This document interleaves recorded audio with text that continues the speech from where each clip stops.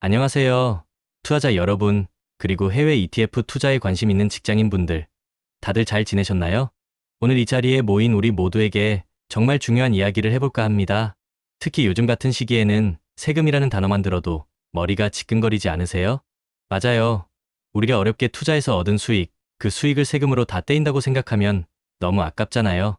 특히 해외 ETF 투자는 그 매력만큼이나 세금 문제가 복잡하게 느껴질 때가 많습니다. 하지만 지피지기면 백전백승이라고 하죠. 해외 ETF 투자, 똑똑하게 세금까지 잡는 노하우, 지금부터 저와 함께 파헤쳐 볼까요? 우리가 투자를 시작하는 이유는 결국 돈 때문입니다. 더 많은 돈을 벌어서 경제적 자유를 이루고 싶고 좀 더 여유로운 삶을 살고 싶으니까요. 그런데 막상 투자 수익을 내고 나면 세금이라는 복병을 만나게 됩니다. 특히 2025년부터는 해외 ETF 투자 세금 구조에 꽤 큰 변화가 있다고 하니 직장인 투자자라면 더욱더 귀 기울여야 할 시점입니다. 그냥 남들 따라 투자했다가 나중에 아차 할 수도 있거든요. 여러분, 혹시 이런 경험 없으세요? 열심히 수익 내서 좋아했는데 막상 세금 떼고 나니 생각보다 수익률이 낮아서 실망했던 적. 제가 딱 그랬거든요.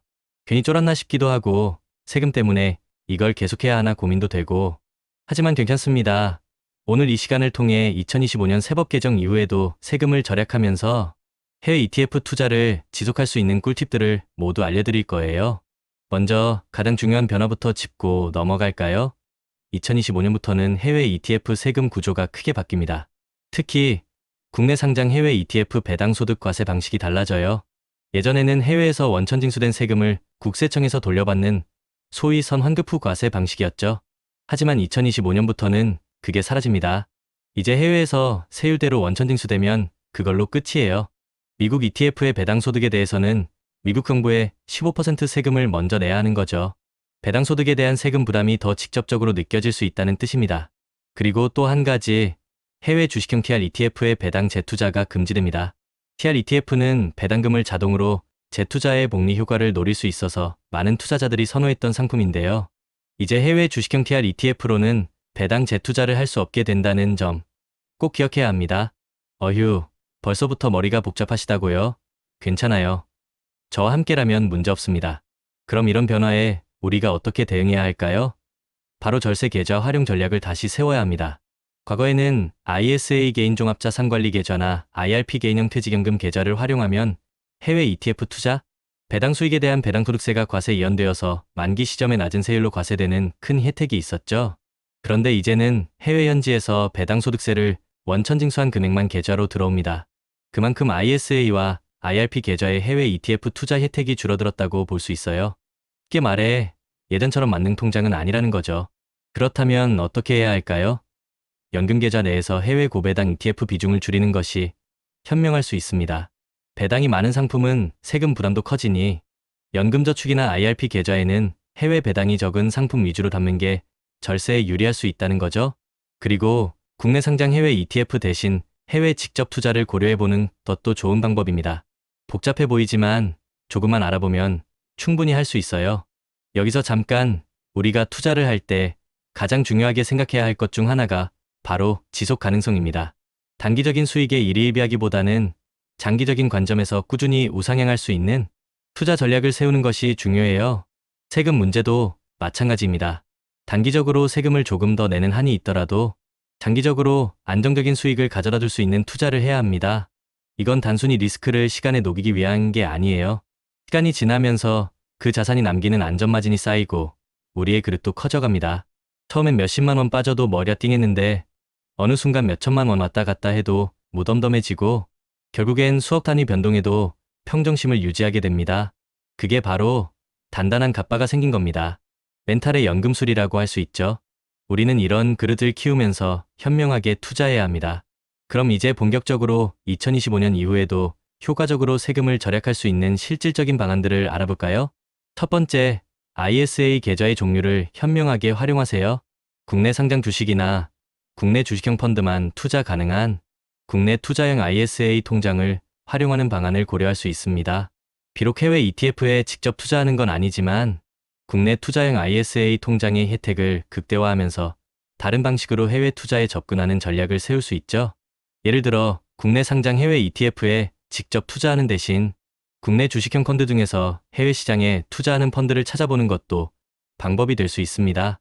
두 번째, 연금 계좌를 적극적으로 활용하세요. IRP와 같은 연금 계좌는 여전히 강력한 절세 무기입니다. 세액공제 혜택은 물론 과세연 및 저율과세 혜택까지 누릴 수 있으니까요.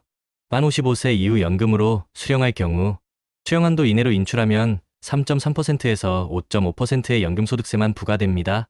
해외 ETF를 연금 계좌에서 투자할 때는 배당이 적은 성장형 ETF 위주로 포트폴리오를 구성하면 세금 부담을 줄이면서 장기적인 수익을 기대할 수 있습니다. 연금 계좌는 복리의 마법을 경험하기에 최적화된 그릇입니다. 세 번째, 분산 투자와 장기 투자를 잊지 마세요. 이건 비단 세금 절약뿐만 아니라 성공적인 투자의 기본 중의 기본입니다.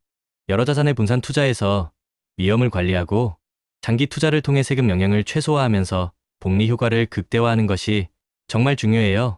투자의 세계에서는 꾸준함이 가장 강력한 무기입니다. 마치 성실한 농부가 씨앗을 계속 뿌리는 것처럼 말이죠. 비옥한 땅에 떨어진 몇몇 씨앗들이 수백 배의 결실을 맺는 것처럼 우리의 꾸준한 투자도 결국 큰 결실로 돌아올 겁니다. 네 번째, 해외 상장 ETF에 대한 이해를 높이세요. 해외 거래소에 직접 상장된 ETF는 매매 차익에 대해 연 250만 원까지 비과세 혜택이 있습니다.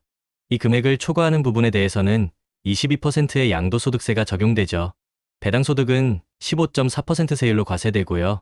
국내 ETF와 달리 양도소득세 신고를 직접 해야 한다는 번거로움이 있지만 비과세 혜택을 잘 활용하면 세금 부담을 줄일 수 있는 좋은 대안이 될 수 있습니다. 연 250만 원 비과세 혜택은 놓치지 말아야 할 큰 장점이죠. 여러분, 투자란 결국 나 자신과의 싸움입니다. 혹시 지금 당장의 세금 문제 때문에 투자를 망설이고 있거나 이미 시작한 투자를 포기할까 생각하고 계신가요? 그러지 마세요. 중요한 건 해법에 집중하는 겁니다. 좌절감에 빠질 땐 문제만 보이겠지만 성공하는 사람들은 행동하면서 해답을 찾습니다. 그리고 이렇게 말하죠. 기왕하는 거 멋지게 해보자. 피할 수 없으면 즐겨라. 내일 지구가 멸망해도 오늘 할 일은 오늘 하자. 그리고 가장 중요한 건 루틴입니다. 루틴이 있는 사람은 실패할 틈이 없어요. 매일 정해진 시간에 일어나고 정해진 일을 반복합니다. 비가 오든 일이 망하든 계속합니다. JYP도 이런 말을 했죠. 같은 걸 매일 하는 건 지겹다. 근데 지겨운 걸 매일 이겨낸 사람이 결국 성공한다. 공부, 운동, 독서 기본적인 것들 다 지겨워요. 근데 그걸 10년, 20년씩 한 사람만이 정상을 찍는 겁니다. 투자도 똑같습니다. 장기적 우상향 구조의 자산을 꾸준히 모아가며 루틴을 지키고 지겨운 반복을 견디고 리스크를 시간에 녹여 수익으로 바꾸는 것. 이게 진짜 성공의 루트입니다. 해외 ETF 투자 역시 마찬가지예요. 복잡한 세금 문제도 결국 꾸준히 공부하고 루틴대로 실행하면 극복할 수 있습니다. 마지막으로 강조하고 싶은 4가지 핵심 원칙을 다시 한번 되새겨볼까요? 첫째, 우리는 시간이라는 자원을 무기로 삼아야 합니다. 거대 자본이 못하는 장기 투자를 우리는 할 수 있어요. 둘째, 내가 중간에 변심하지 않도록 강력한 마인드셋을 구축해야 합니다. 세금 문제 같은 작은 변화에 흔들리지 않는 단단한 그릇을 만들어야 하죠. 셋째, 인생의 희로애락 이벤트를 예측해서 각 시점에 맞는 투자 기간과 전략을 정해야 합니다. 언제 돈이 필요할지 미리 계획하는 거죠.